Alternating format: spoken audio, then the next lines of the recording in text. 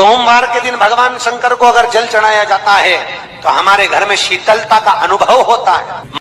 चंपा भी भगवान शंकर को चढ़ती है, पूरे साल नहीं चढ़ती, केवल भादों के महीने में चढ़ती। जो व्यक्ति बहुत ज्यादा गरीब हो, बहुत कंगाल हो, लक्ष्मी नहीं आ रही हो, बहुत तकलीफ में हो, कर्जा बहुत ज्यादा हो, उसको कुछ नहीं करना। सोमवार के सोमवार शाम के समय बेलपत्री के पेड़ के नीचे थोड़ी सी शक्कर या गुड़ डालकर एक दिया रखकर घी की बत्ती लगाकर जलाकर जाओ, अपने आप कर्जा चूकना चालू हो जाए। श्रावण के महीने में केवल शंकर जी की आराधना होती है, और भादों के महीने में शंकर भगवान, पार्वती मैया, गणेश जी, सदानंद कार्तिकेय जी, अशोक सुंदरी, भगवान शंकर की पांचों बेटियां जया, विषहरा, श्यामली बारी, दौतली, देव, ये सब प्रसन्न होती है। ये फुलेरे में जो मालाएं लगती हैं, ये फुलेरे में जो फूल की मालाएं लटकाई जाती है, ये भगवान शंकर की बेटियों के भाव से, भगवान शंकर के एक परिवार की उन्नति के भाव से। फुलेरे का मतलब होता है कि खूब फलो फूलो, खूब फलो फूलो।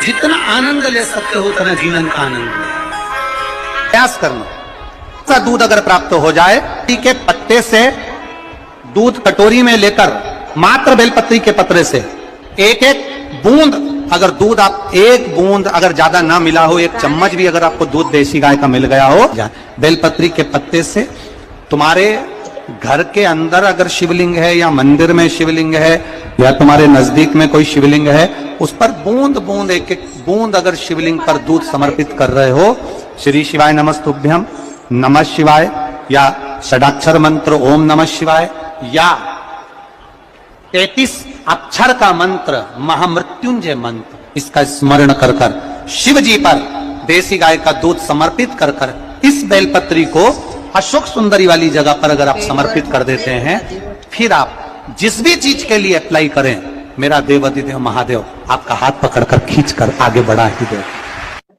तुमरुका जी बाच रहे हैं उसको, जिन तुमरुका जी का घोड़े का मुंह है, शरीर सुंदर है, मनुष्य का है, देवऋषि नारद जैसी बीणा है उनके हाथ में, एक हाथ में करताल है, वो तुमरुका जी, वो तुमरुका जी जो शिव महापुराण की कथा को कर रहे हैं, बाच रहे हैं, सुना रहे हैं। अब शंकर की कथा में मन एक भक्त का जब लगता है तो भगवान परीक्षा भी बहुत लेता है। बहुत ध्यान देना, भक्त जब भगवान की ओर झुक जाता है, भक्त जब भगवान का हो जाता है, भक्त जब भगवान की ओर समर्पित हो जाता है, तब भगवान अपने भक्त से खेलना चालू कर देता है। तब भगवान अपने भक्त से थोड़ा थोड़ा खेलता है, मेरे भक्त से भगवान थोड़ा आनंद लेता है, परीक्षा लेता है। एक बार माता लक्ष्मी भगवान विष्णु के साथ बैठी हुई थी, पार्वती शंकर जी के साथ बैठी हुई थी, ब्रह्माणी ब्रह्मा जी के साथ बैठी हुई थी, और ये तीनों बैठी हुई और तीनों के पति साथ में बैठे हुए थे। तो तीनों ने एक साथ प्रश्न किया, लक्ष्मी जी ने भगवान विष्णु से, माता पार्वती जी ने शिव जी से, ब्रह्माणी ने ब्रह्मा जी से, तीनों ने एक साथ प्रश्न किया कि ये बताओ प्रभु, आपको सबसे ज्यादा प्रिय कौन है?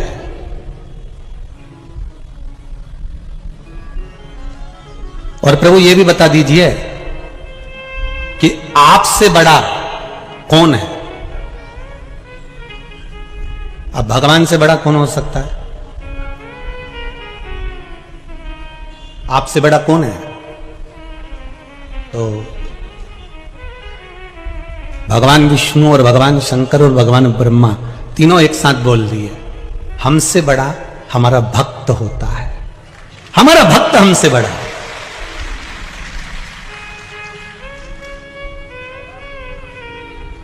वो हमसे बड़ा है। इसीलिए शायद कहते होंगे कि भगत के वश में,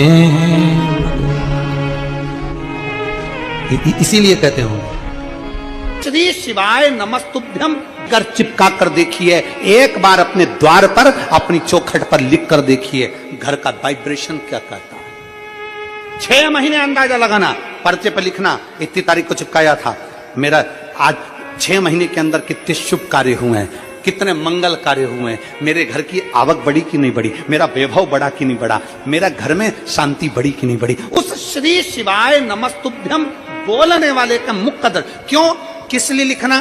क्योंकि तुम्हारे दरवाजे पर जो आएगा, दरवाजे पर पहले पड़ेगा, उसके दरवाजा खोलते से उसके मुख का तुम दर्शन करोगे तो तुम्हारा कल्याण अपने आप होना प्रारंभ हो जाएगा।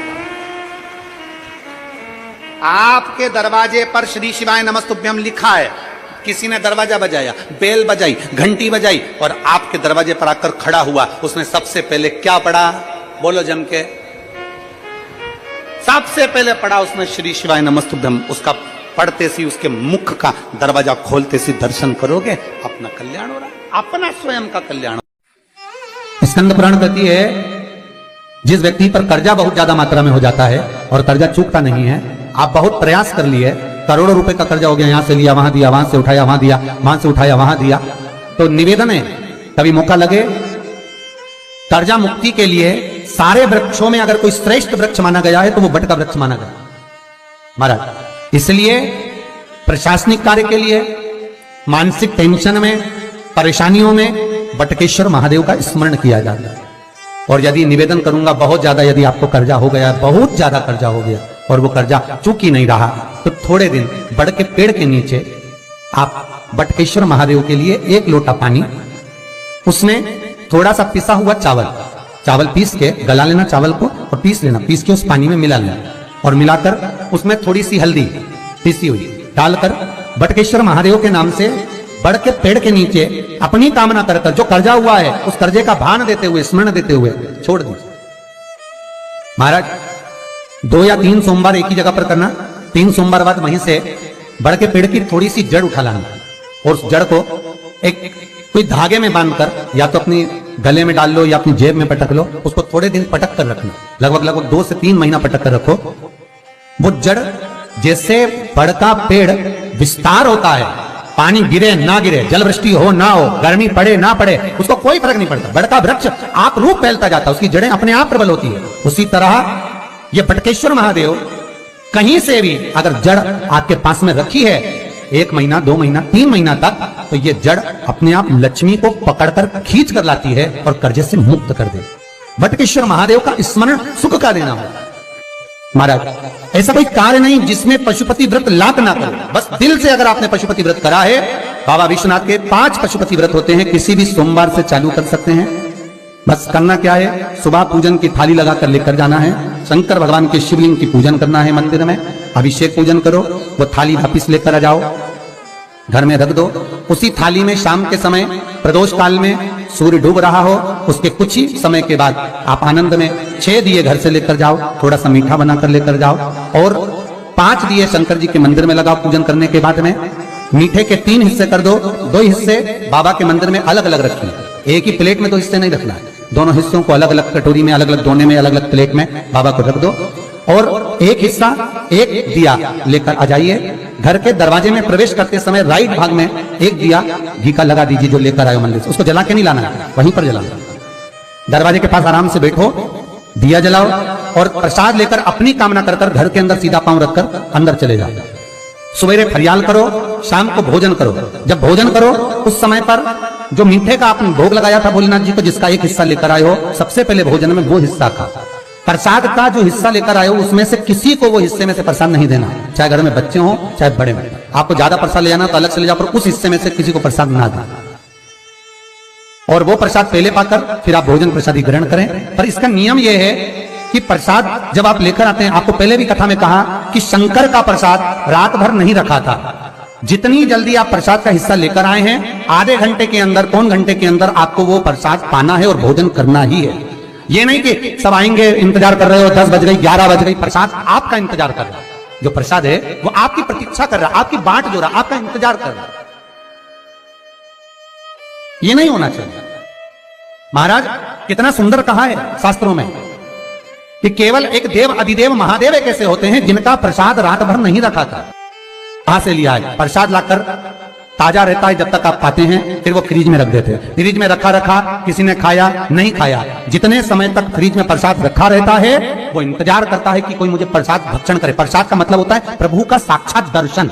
प्रसाद का मतलब यही है, प्रसाद प्रभु का साक्षात दर्शन।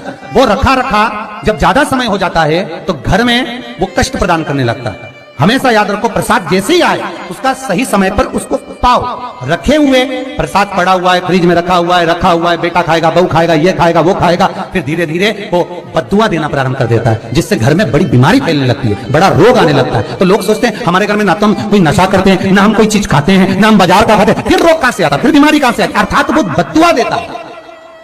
उसका प्रयोग करो, समय पर करो, समय पर पाओ। कई लोग कहते हैं महाराज जी हमारे ये बीमारी कहां से आ गई, जरा पत्रिका में तो कोई बीमारी नहीं दिख रही, हमने तो सबसे पूछा ये बीमारी का योग ही नहीं है, फिर बीमारी कहां से आई? ना तो हम कोई व्यसन करते, ना कोई मद्यपान करते, ना कोई मांसाहार, फिर ये बीमारी कहां? उसका कारण है कि तुम उस प्रसाद का लाकर महीनों तक पड़ा हुआ इंतजार कर रहे हो, खाएंगे खाएंगे, आखिरी में फिर वो काम वाली को दे दिया। काम वाली इतनी चतुर आज के जमाने की, बासी माल खाएंगे, पटक गई। कौन था पड़ा? वो बद्दुआ। जितना आपको पाना है, जितना आपको लेना है, उतना प्रयोग करो। ज्यादा रखकर बहुत दिनों तक पड़ा है, खोर रखी है, मोहन थाल रखा है, लड्डू रखा है, पेड़ा रखा है, कुछ सामान रखा, नहीं भाई, जितना बने उतना लाओ, नहीं तो किसी को तुरंत बांट दो, समापन करो। पर अपने यहाँ पर बहुत दिन तक रखकर उसका बाबा स्वयं, मेरा श्री जी बाबा, मेरे तिरुपति बाबा, मेरा गोवर्धन नाथ, मेरा भोलेनाथ, उस प्रसाद के रूप में तुम्हारे घर में कितने दिन इंतजार करे कि मैं तेरे भीतर प्रवेश करूं, पर तू कराए नहीं, पड़ा है, रखा रहने दो, मन नहीं करता। शक्तियों जैसा कर्म मत करो जिससे हमें कष्ट मिले। कई लोग कहते हैं हमने पशुपति व्रत करा, हमारा बहुत काम हुआ, कई लोग कहते हैं हमने करा पर हमको अभी तक, उसका कारण है कि तुम बहुत देर तक प्रसाद को इंतजार करा रहे हो। तो बाबा भी आपको इंतजार करा रहा है, मेरा विश्वनाथ भी इंतजार कर रहा है। उस समय अवधि का भान होना चाहिए। निगाह हटी, दुर्घटना घटी, बस ध्यान रखो। हम कहते हैं कि हम पूजन करते हैं, हम पाठ करते हैं, हम अर्चना करते हैं, हम अनुष्ठान करते हैं, हम भगवान की सेवा करते हैं, फिर दुख हमको ही क्यों आता है? उसका कारण केवल इतना सा कि दुख हम खुद बुलाते हैं, दूसरा नहीं। हम स्वतः पशुपति व्रत 5 व्रत करो। 5 व्रत पूर्ण होने पर कई माताएं कहती है कि बीच में हमारे व्रत छूट जाते हैं रजस्वला धर्म के समय पर, तो व्रत तो करना पड़ेगा पर पूजन नहीं होगी, और वो गिनती में भी नहीं आएगा। पर व्रत करना है पर गिनती में नहीं आएगा। मान पूजन भले मत करो, 7 दिन बाद आप जो व्रत करें वो अपने ऊपर है, पर गिनती में नहीं आएगा। व्रत करना पड़ेगा, गिनती में तब आएगा जब दरवाजे पर आप दिया लगाएंगे, जितने दिया आपने लगाए उसी गिनती में आएगा। और महाराज 5 व्रत जब पूर्ण हो जाएं, 5वां व्रत रहे, तब एक नरियल श्रीफल, उस पर एक मोली नाड़ा लच्छा लपेट कर, उस पर 11 रुपए रखकर, कोई आपको किसी को ना भोजन कराना है ना भंडारा करना है, केवल मोली लच्छा लपेट कर 11 रुपए रखकर बाबा विश्वनाथ के सम्मुख में शंकर जी की वो जलाधारी जो गोल है माता जगतजननी का हस्तकमल, उसी पर रख देना है। विनती कर देना, बाबा मेरी ये कामना से मैंने ये व्रत किया।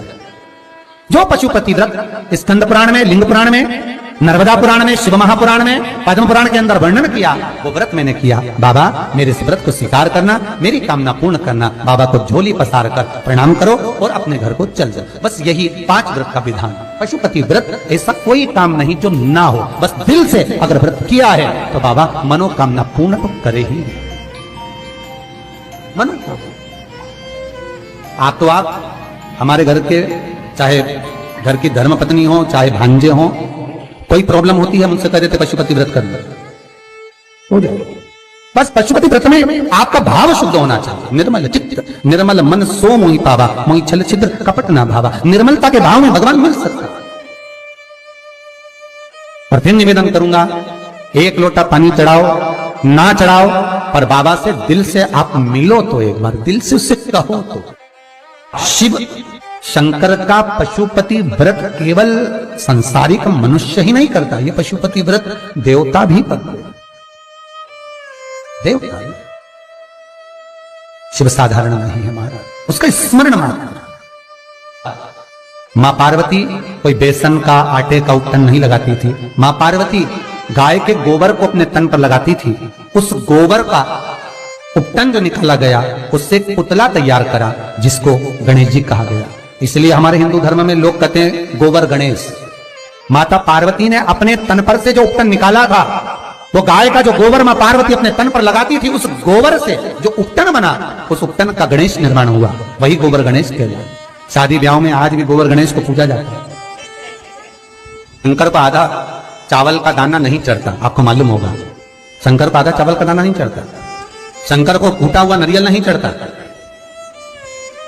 शंकर को खंडित बेलपत्र नहीं चढ़ती।